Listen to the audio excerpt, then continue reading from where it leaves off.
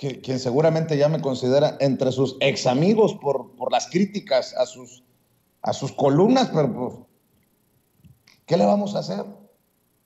¿Qué le vamos a hacer? Eso sí, me escribe por ahí alguien en el chat, en WhatsApp. Beatriz Pajés es inmamable. Bueno,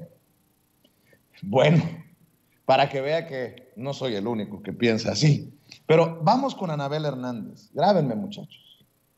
¿Qué le ha pasado a Anabel Hernández? La mujer que publicó libros documentando tropelías, amenazada de muerte por García Luna en tiempos de Calderón, la que destapó escándalos con Fox, la que habló de México en llamas. Así le puso al libro México en llamas por Calderón. Y ahora esto que escribe en la Dolce Vele, miren nada más, la peligrosa estrategia de la tensión en México.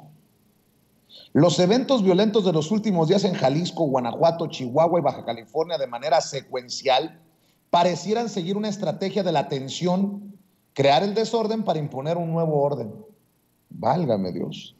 El presidente de México, Andrés Manuel López Obrador, anunció el 8 de agosto que la Guardia Nacional pasará a formar parte de la Secretaría de la Defensa Nacional, violentando Constitución que obliga a que las tareas de seguridad pública cotidiana deben ser solo y únicamente de orden civil. Como los partidos de oposición en el Congreso se oponen a una reforma constitucional que permita tal aberración, AMLO afirmó que lo haría a través de un decreto presidencial preanunciando un golpe a la democracia y dando un paso definitivo a un Estado 100% militar. Si yo no le hubiera dicho que esta es una columna de Anabel Hernández, hubiera pasado por un texto de Beatriz Pajés. Hasta ahí. No, si está cabrón lo que le estoy diciendo. Dice Anabel Hernández en la Dolce Vele: aquellos gobiernos de Sudamérica que en el pasado y la actualidad han girado hacia regímenes militares han terminado en dictaduras o regímenes de carácter autoritario. Partidos de oposición, incluso aquellos de derecha promilitaristas en el pasado, y organizaciones no gubernamentales de inmediato manifestaron su rechazo absoluto a la medida anticonstitucional. Incluso la ONU emitió un comunicado invitando al gobierno de México a mantener la naturaleza civil de la Guardia Nacional. Horas después de su advertencia, los estados de Jalisco, Guanajuato, Chihuahua y Baja California, los tres primeros gobernados por partidos de la oposición, de manera secuencial sufrieron ataques armados que siguieron un mismo modus operandi, una especie de manual del caos, de uniformidad atípica de las acciones espontáneas unilaterales del crimen organizado.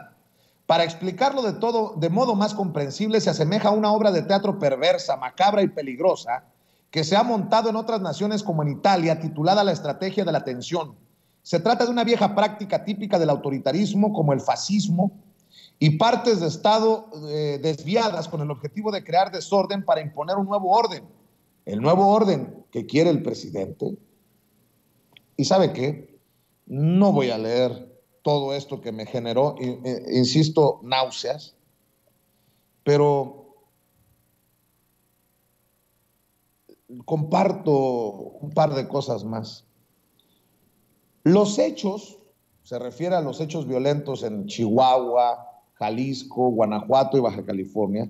Los hechos no corresponden al modus operandi del crimen organizado, quienes habitualmente no atacan a la población civil en las plazas que tienen bajo su control.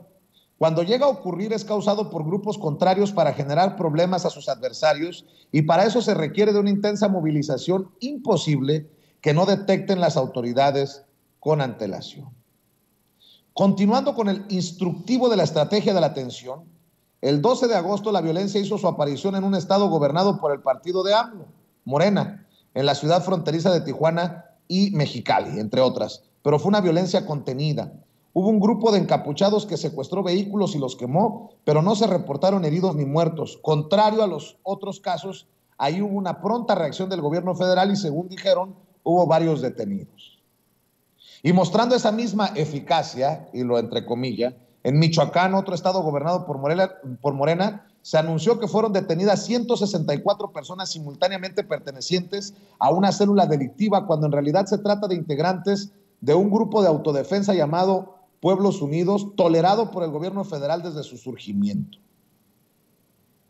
La estrategia de la tensión se ha puesto en marcha en países de Europa, como por ejemplo en Italia, en diferentes momentos de su historia. Y en una fase, grupos criminales y o extremistas exacerbaron su violencia para obligar a partes del Estado a cumplir los acuerdos pactados. Otra fase ocurrió entre finales de los 80 e inicios de los 90. Hubo colusión entre grupos extremistas e integrantes de la mafia con partes desviadas del Estado para provocar masacres, asesinatos de personalidades políticas y judiciales relevantes, para generar temor entre la población y crear un estado de emergencia y excepción que ayudara a un grupo político y criminal a tomar el poder hegemónico.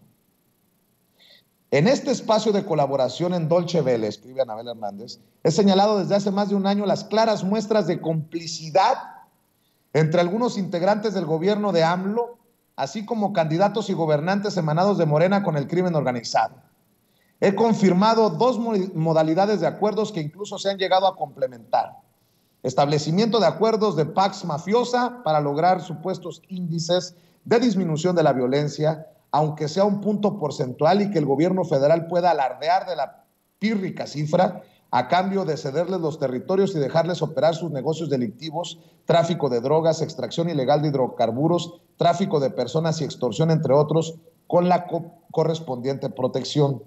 La otra modalidad son los narcopactos electorales, en los que candidatos y líderes del cártel de Sinaloa se han sentado a negociar apoyo a sus candidaturas, como en Sinaloa, incluyendo promoción del voto u operaciones de terror en la jornada electoral, con el fin de poder ganar las elecciones, ofreciendo a cambio igual protección e impunidad. Una fuente de información muy cercana a Palacio Nacional, escribe Anabel Hernández, y que ha sido muy precisa en consultas anteriores, me explicó una de las que yo llamaría una de las primeras hipótesis de la violencia coordinada. Cito: se trata de crear la enfermedad para después darte la medicina, generar la crisis para dar una sola solución. Y añadió que se trata de una violencia que el gobierno asume tener bajo control para justificar la militarización total del país e incluso someter a la oposición en una especie de extorsión orquestada entre miembros del gobierno federal y el crimen organizado. Se explicó que a 2 años de que concluya su sexenio, Andrés Manuel López Obrador tiene una carrera contrarreloj para protegerse a sí mismo, a su familia y a lo que llama su movimiento y legado político, y son tales los compromisos con el ejército que considera que ellos serán los responsables de cuidarle las espaldas y garantizar la permanencia de su legado, independientemente de quién gane las elecciones presidenciales en 2024. ¿Y sabe qué? Pues hasta ahí le voy a leer, porque en serio que me genera mucho malestar leer lo de las fuentes de Palacio.